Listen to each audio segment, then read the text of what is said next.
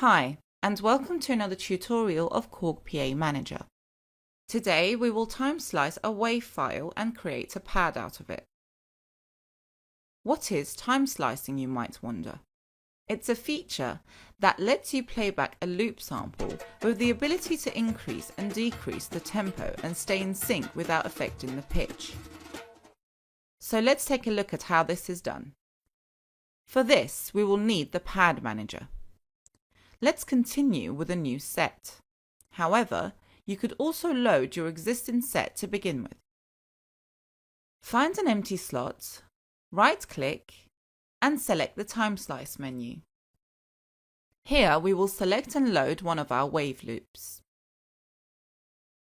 So, let's now go over a few basic settings. The meter is correct. The measure will need to adjust to 4. And we could rename it here. Okay, so now let's play back and hear the loop.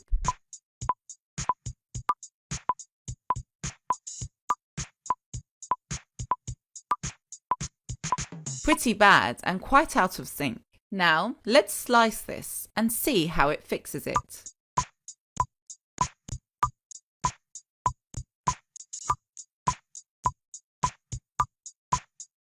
Much better. This is quite a long loop, so I could come here and trim it down to 1 measure. This would also help save down on file size and slice count. Okay, quite good, but I can hear some imperfections with these slices.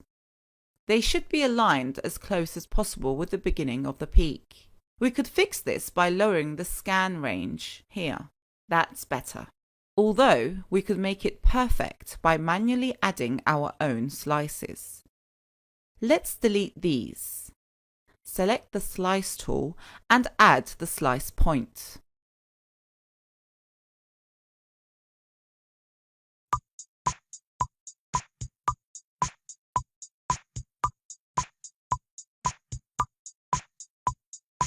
Now that's perfect.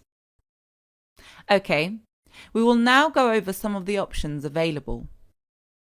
If we had a stereo WAV file loaded, this option lets you convert the stereo to a mono.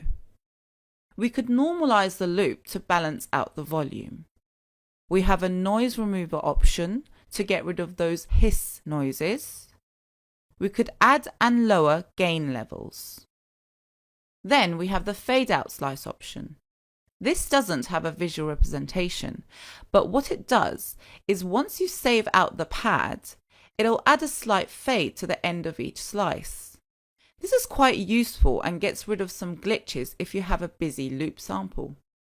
The visual spectrum visually lets us see how these bottom parameters are working. So the peak range controls the peak detection.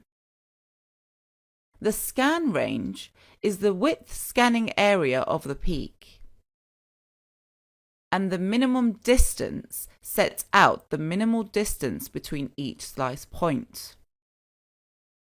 We can also remove and clear out all existing slices. If you do not like the auto slice mode, you could turn it off from here. Now you have full control and can manually do the slicing yourself.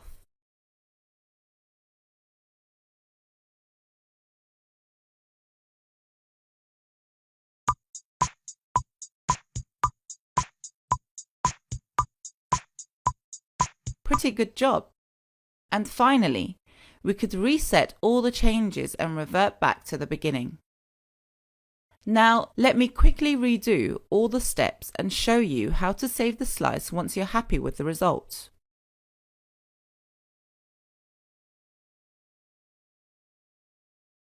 When we're ready, we click here to save our changes. Let's select an empty sound slot.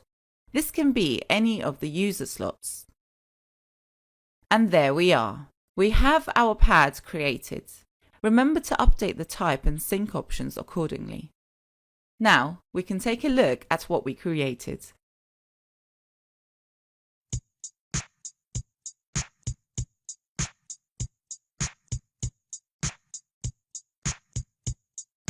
Until next time, goodbye.